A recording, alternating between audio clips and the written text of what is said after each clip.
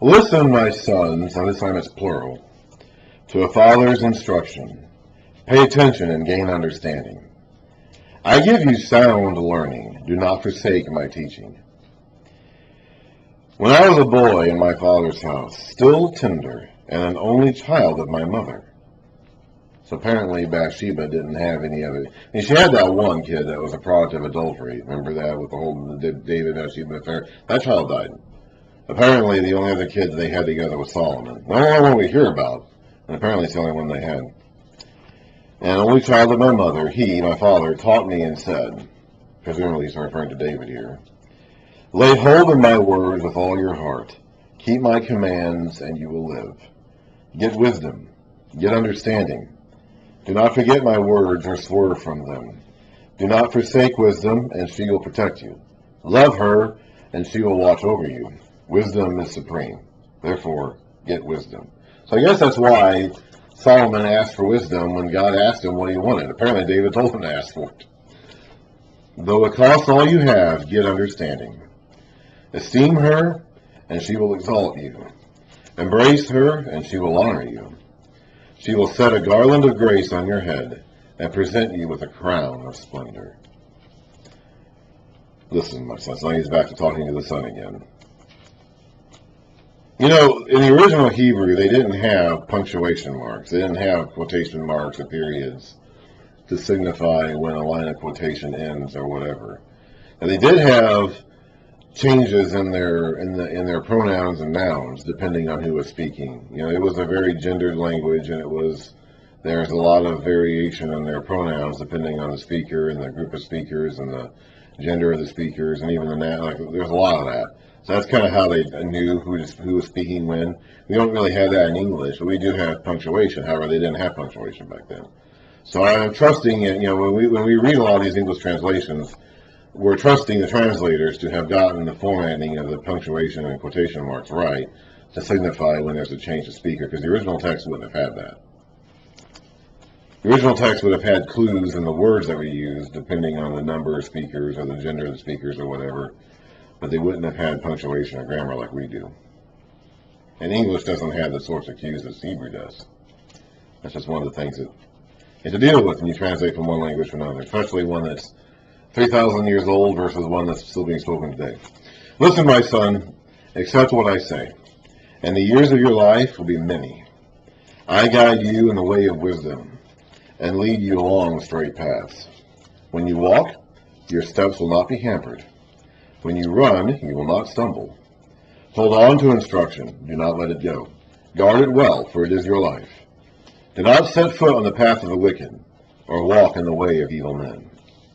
Avoid it. Do not travel on it. Turn from it and go on your way.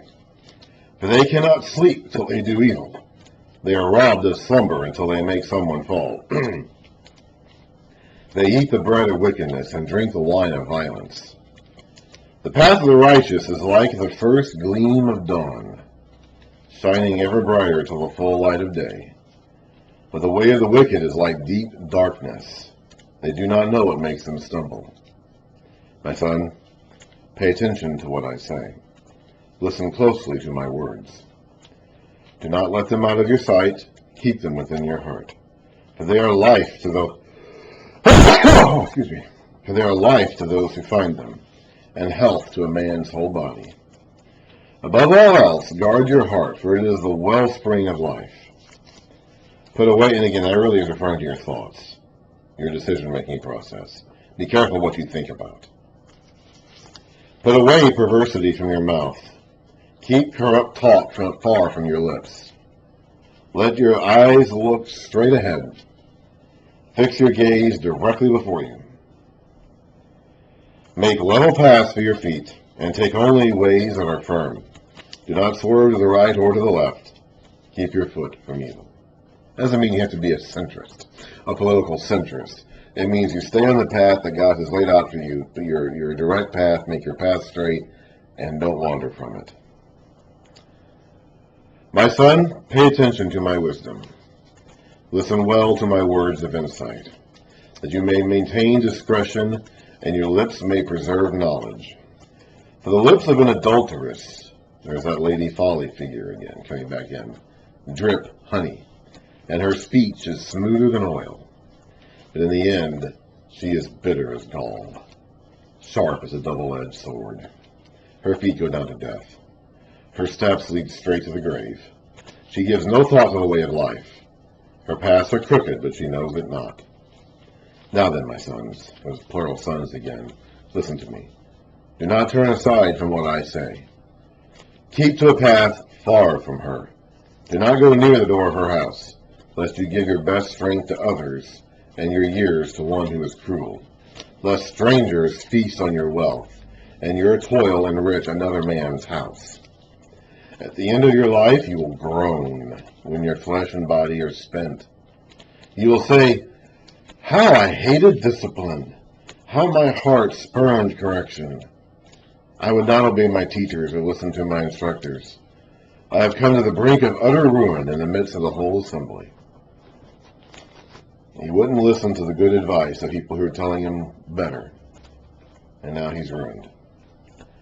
Drink water from your own cistern, running water from your own well.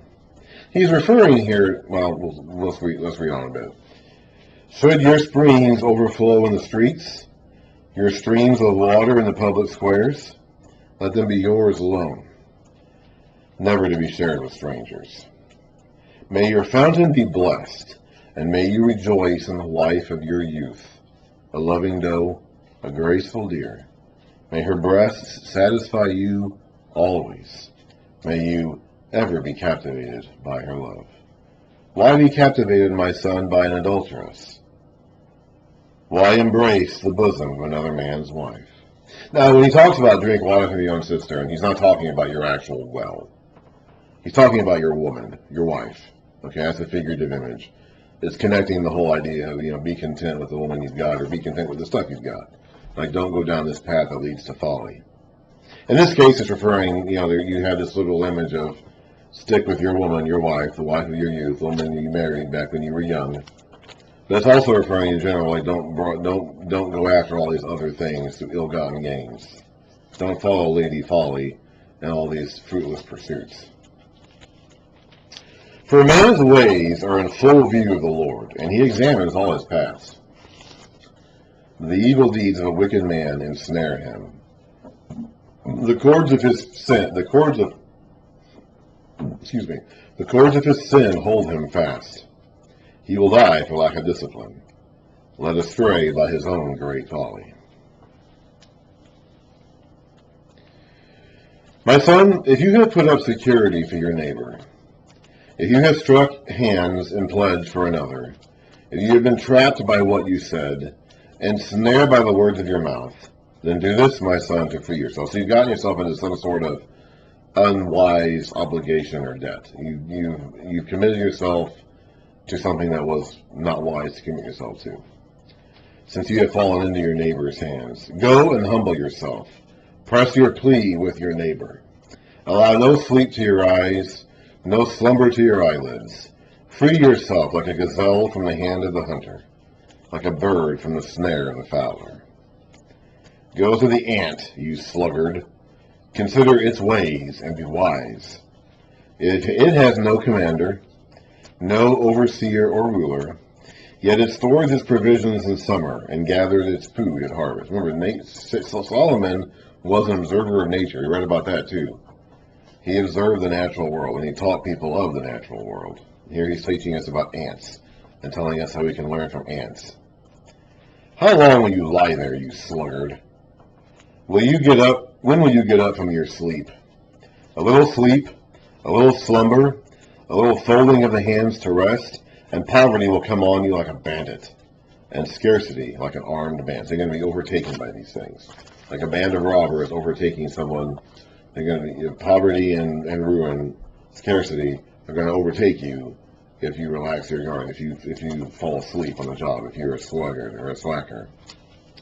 A scoundrel and villain who goes about with a corrupt mouth, who winks with his eye, signals with his feet, and motions with his fingers, some sort of, shifty behavior that obviously signals bad intentions, who plots evil with deceit in his heart, He always stirs up dissension. Therefore, disaster will overtake him in an instant. He will suddenly be destroyed without remedy. There are 6 things the Lord hates, 7 that are detestable to him. This is a figure of speech. We're going to be reading this a lot in the prophets to come. This whole idea of 6 things or 7 or 4 things, even 5. Like a list of things that God hates or whatever. And we start off by saying there's 4 of them. Then we say, oh no, there's 7 of them. 4 of them, and then we say, oh no, there's 5 of them, or 6 of them. And oh no, there's 7 of them. I don't know why. It's just a flourish of their style. I don't know. I mean, it's like we don't really talk about that today, but it's just a signature flourish of their style of writing from this time period, the 900s to 500s BC or whatever. So there are the 6 things the Lord hates, 7 that are detestable to him: haughty eyes, a lying tongue, hands that shed innocent blood, a heart that devises wicked schemes, feet that are quick to rush into evil, a false witness who pours out lies, and a man who stirs up dissension among brothers. So a troublemaker, a rabble-rouser. I call them shit stirrers. My son, keep your father's commands, and do not forsake your mother's teaching. There's a reference to the mother again. Bind them upon your heart forever. Fasten them around your neck. When you walk, they will guide you. When you sleep, they will watch over you. When you awake, they will speak to you. For these commands are a lamp. This teaching is a light. And the corrections of discipline are the way to life, keeping you from the immoral woman. Again, there's Lady Folly again. From the smooth tongue of the wayward wife.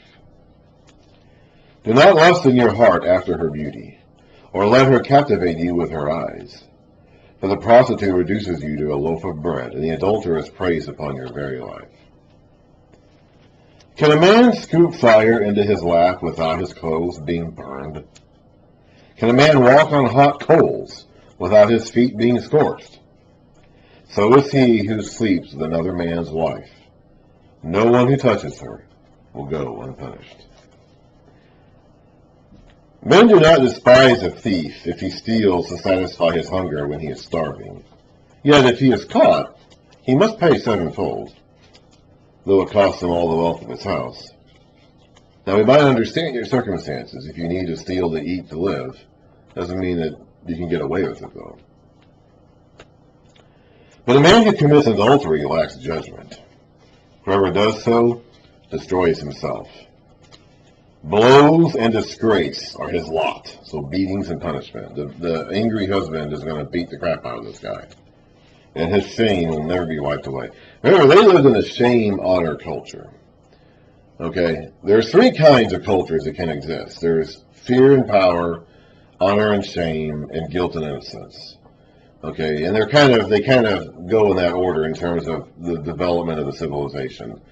Human civilization starts with a fear-power structure. You're afraid of things, and so you give power to those things that can protect you from the things that you're afraid of. Then you go, that's how humankind would have started. Some cultures in the world may still live that way. Then you move on to honor and shame cultures, where you live in a status of honor or shame. And that's a culture that this world lives in at this point in time. To a large degree, that's the culture that this part of the world, the Near East and Middle East today, still lives in. They still largely live in an honor-shame culture.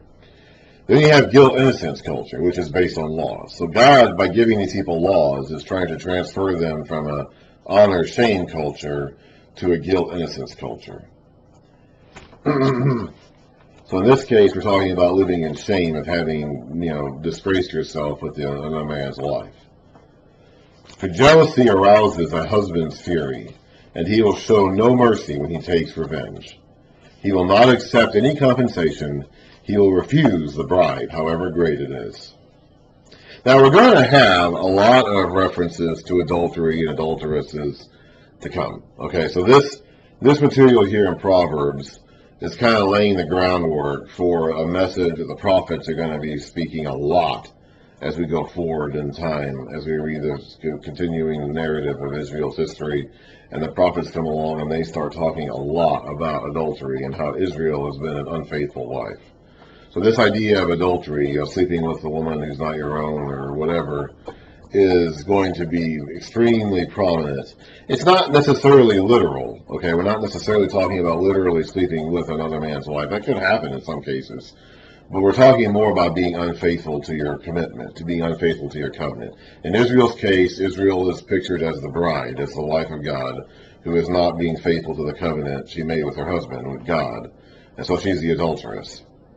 And whenever you follow Lady Folly, you're going off down the road of adultery. You're abandoning your covenant relationship with God and the rest of your Israelites. You're going down the wrong road to the path that leads to death. So we're going to be seeing a lot of this to come. And yeah, it does carry the image of adultery. It may be, in some cases, referring to literal adultery, but it has a much broader meaning than that. We need to keep that in mind. And because Israel is the wife in this relationship, human being, later in the New Testament, the church is the bride. It's like at the end of the Bible, in the Revelation, you see this, the New Jerusalem and the new city made up of the saints of all ages, which is the bride of Christ. So because Israel is the wife in this relationship, the wife is always the adulteress. God is faithful. His people are going to be unfaithful. So if either half of the party is being unfaithful, it's always going to be, in this case, the wife, because that's us, and we're unfaithful. In fact, the whole reason why God instituted the marriage, and human marriage in the first place, is to teach us the relationship that He wants to have with us. The husband-wife relationship was meant to be a picture of the sort of relationship God wants to have with His people. That's the whole reason why marriage was instituted by God in the first place. So this imagery is going to be extremely common going forward. And we need to keep that in mind. It might make us uncomfortable sometimes in this day and time, because the blame is always going to be put on the woman for being the adult. Always going to be. Always. Every single time is going to be. But that, again, you have to keep in mind that the imagery that we're following here is the husband-wife imagery is between God and His people. And God is not going to be, God is the husband in the relationship, and He's not going to be unfaithful. So that's why it's always going to be the wife that's pictured as being the unfaithful one.